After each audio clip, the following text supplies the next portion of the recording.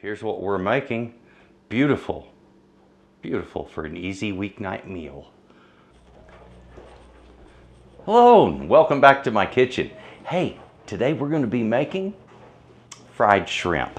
Delicious fried shrimp. Now, you know, you go to the grocery store and you see the price of shrimp these days that's all battered up and ready to fry, and suddenly you lose your appetite for shrimp once you see that. I saw this stuff on sale and I thought, well, I know how to peel shrimp and I know how to batter it, so we're going to do an easy weeknight meal, and it's going to be fried shrimp. Now, if you would, please pardon the background noise. I've got a dishwasher that's running right now, and well, it is what it is. But we're going to be doing the shrimp, we're going to be doing some potatoes, and it's going to be cool. So if you would, let's take a look at this stuff. But before I get there, tell you what, take a look in that description box right down underneath this. There are links to my website, and that's where I have my recipes and also other Texas Cooking Today merchandise. There's also a Patreon account if you'd like to help out there. It's a really cool way to help me. And I have a Wisio as well. If you'd like, follow me on social media at Facebook, as well as on My Texas Cooking, and that's on Twitter. So take a look at this. These are our ingredients. Let's get started making this. Come on over. So basically what we're going to be cooking with tonight is going to be some potatoes and shrimp. Now, I saw these and they were 16 20-count shrimp, so they're pretty big, all right? These are jumbo shrimp, and these have the shell on. They're an easy peel. Usually that means that they have been deveined, but not always. So either way, we're going to take a look at these shrimp after I thaw them. Now, thawing, that's a whole different thing. We'll look at that in a minute. The potatoes, we're going to be putting those in the oven, getting them baked up. Just a couple of medium-sized potatoes. And I'm going to be using some cocktail sauce. Just get whatever you prefer. And if you want to make your cocktail sauce a little spicier, don't forget, you can always add a little bit of horseradish. Now, we got some panko breadcrumbs that I'm going to be breading the shrimp with. And I'm going to be using also an egg and a little bit of milk to act as a base for that. So we get a little liquid on it and put our panko on there, and they're ready to fry up. This isn't a hard one to do, and it's fun. So let's take a look at everything that we're doing and get started. Okay, let's get this oven started up. I'm going to set it for bake, but I want a temperature of at least 400 degrees.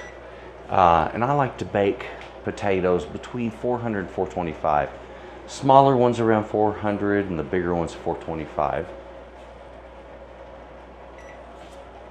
As that's preheating, let's get the potatoes prepped and start with the shrimp. Now, to prep a potato for the oven, folks, all you gotta really know is to make sure that they are A, washed so they're good and clean, and B, you poke holes in them. Trust me, you gotta poke holes in them. I've seen these things explode. It's not fun. Yeah, potatoes can explode. Now, I had a buddy of mine when I was in my early 20s. He worked at a restaurant, and one of his duties as the sous chef there was to do potatoes. And the guy taught me some tricks about potatoes back then that I have kept up with over the years. Things that actually work, like what you just saw me do. I didn't just poke holes. I poked a whole row of them right down the middle. A, that helps to vent it better. It helps cook it more evenly, and it gives you a little zipper later on. You can open it up right along that line real easy. All right, so simple, great way to do it. Now, the other advantage to that is as we're cooking the potato, halfway through that cooking, I'm going to remove these from the oven, baste them with butter, wrap them in foil, and this line of vents will help steam the potato with that butter. It makes the skin supple and delicious. So these are ready for the oven. As soon as it beeps, I'm going to put them in there just like they are. The shrimp, this is simple enough. We're going to get it thawed. Now, you know, you've come home and you've seen the shrimp bag, and it says on the instructions, if you're going to thaw this, to put it into the refrigerator. Wouldn't you know, I'd get the one package that doesn't open. To put these things in the refrigerator,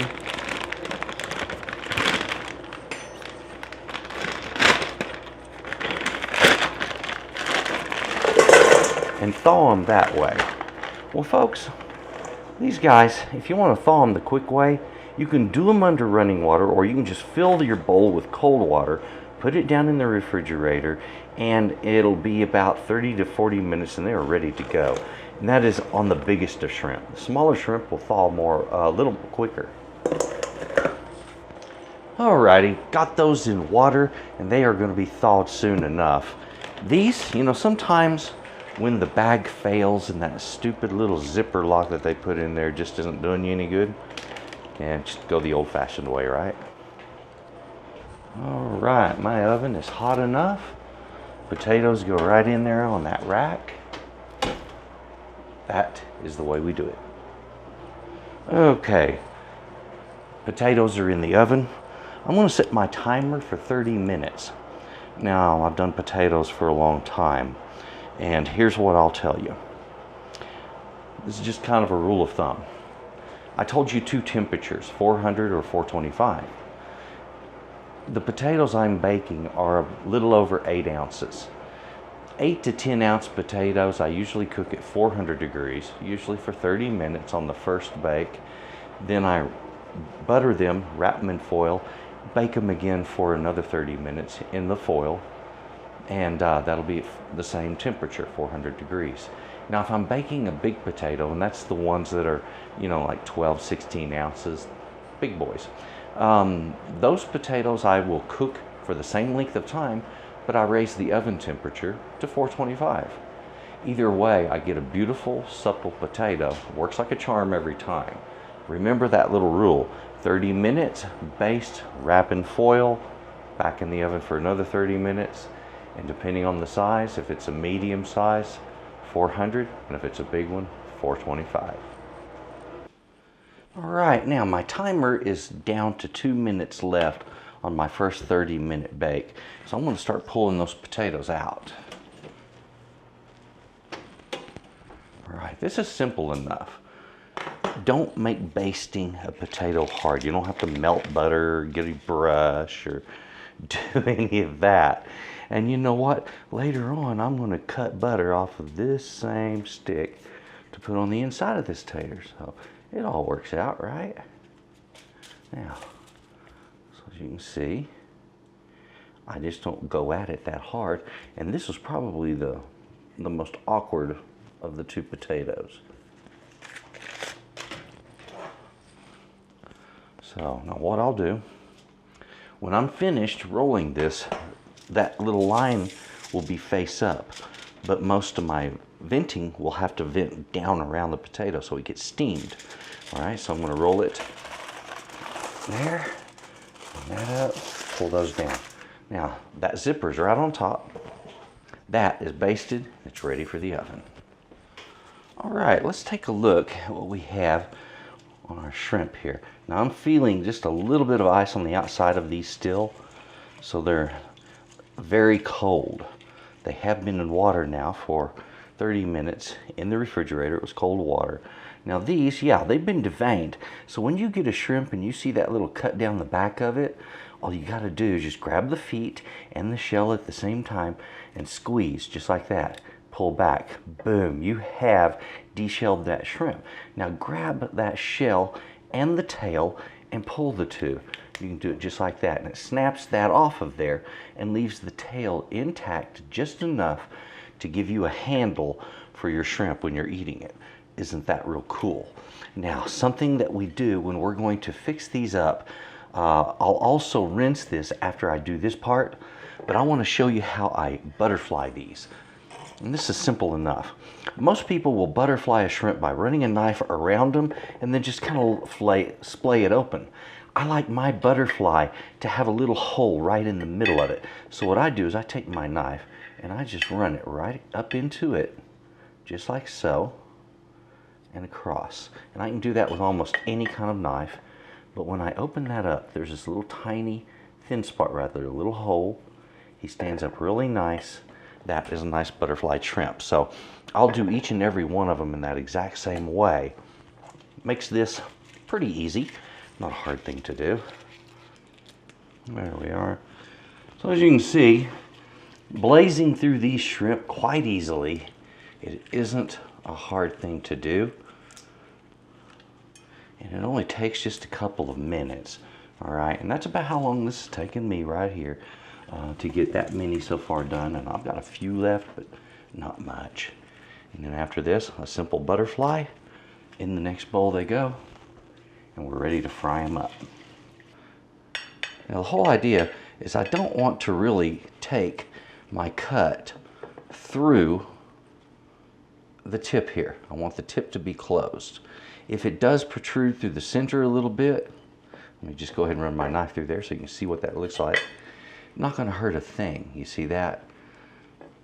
It'll butterfly and lay out beautifully. So go with it, right?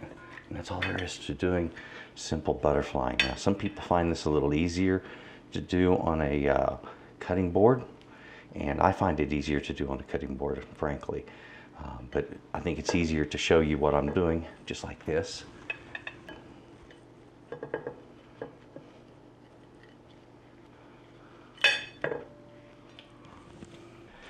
Now, I'm getting ready to do the batter. You've seen me do the shrimp, and this is in the second half of the potato cook, which we now have 8 minutes left on.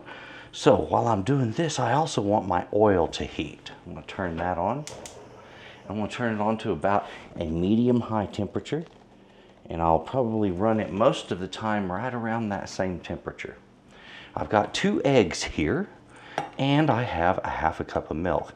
Now, if you're looking for ratios and you want your milk to be about the same ratio as the egg, then go ahead and do 1/4 cup of milk to each egg you use. And that'll be a pretty close equivalent. There you have it. Okay. Now here's the thing, you could use something else. You could use buttermilk for this. You could use all kinds of things. You choose what you want to use. But the thing of it is I use this egg mixture just because it helps the panko to stick so well. And we got the panko right over here. Beautiful panko crumbs. These are a breadcrumb that were invented in Japan. And they were invented for the purpose of staying crispy and crunchy. And folks, they live up to their claim. All right, now heating my oil, I want that up to 325 to 350 degrees on that oil. Now I want to take that, and with 2 fingers I'm going to open it up on the back side and just dredge it right down in my egg mixture. At this point I go straight into the panko, dropping it in there. That's my timer telling me we have 5 minutes left on that bake for those potatoes. Now the potatoes are very forgiving, so you don't have to be in a big rush on this.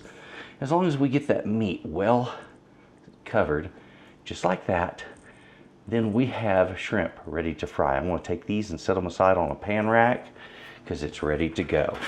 So when that oil's at the right temperature, that's ready to hit it.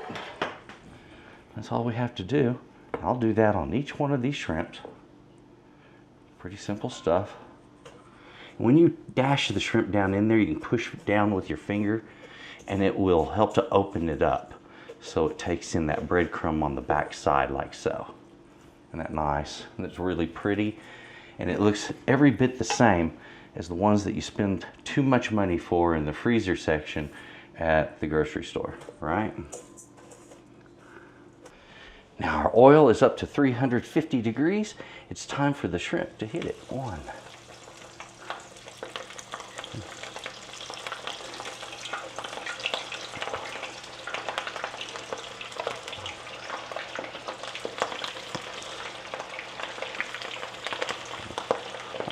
I think I might be able to fit one more in there. And normally I'm the first one to tell you never overcrowd your pan. But in the case of shrimp, ladies and gentlemen, these things cook up so quick. Go ahead, put as many in there as you can without them, pushing out. Now you see how I've got them so the oil can get around them all the way? If they're like that, they're gonna cook all right. All right, now my potatoes are already finished. I've already pulled one out of the oven and I've started dressing it up, and I'll have that ready for my plate. These are going to be ready, like I said, after about 4 minutes of cooking. That one's already been in there for about 3 minutes.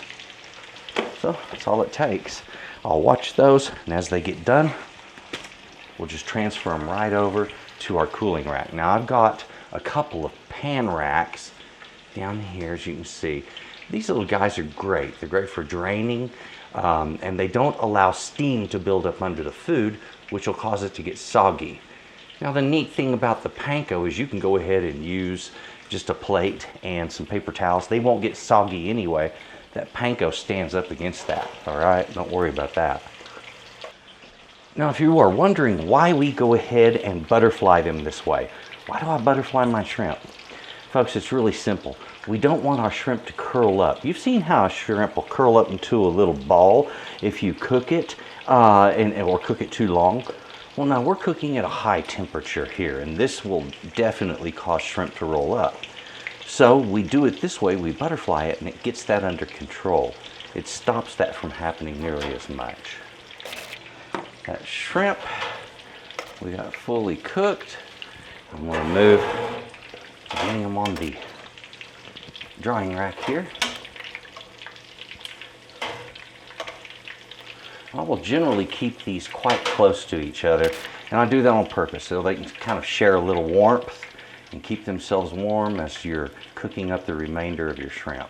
Now if you want, you can put your pan in the oven that's coming down in temperature, all right? We've turned it off from the potatoes, so if I wanted to keep these warm in there, I can do that as well. All right, now that oil has come back up in temperature, which means I get back to frying.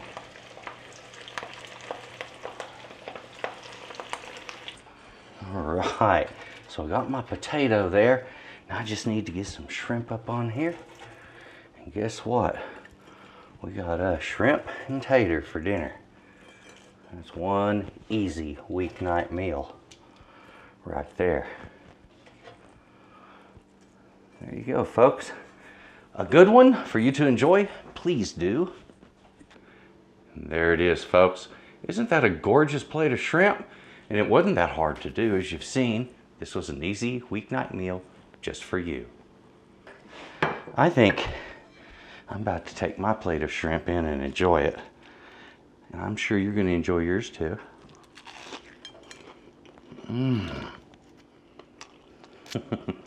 God, that's good.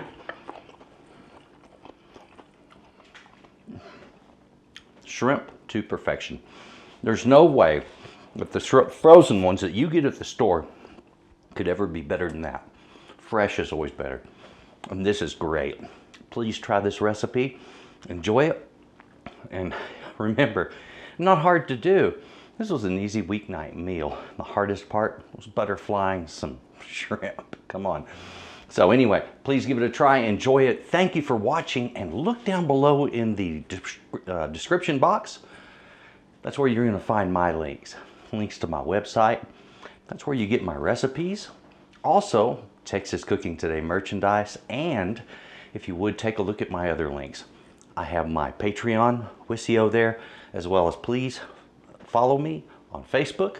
And you'll know when things are being posted if YouTube doesn't tell you.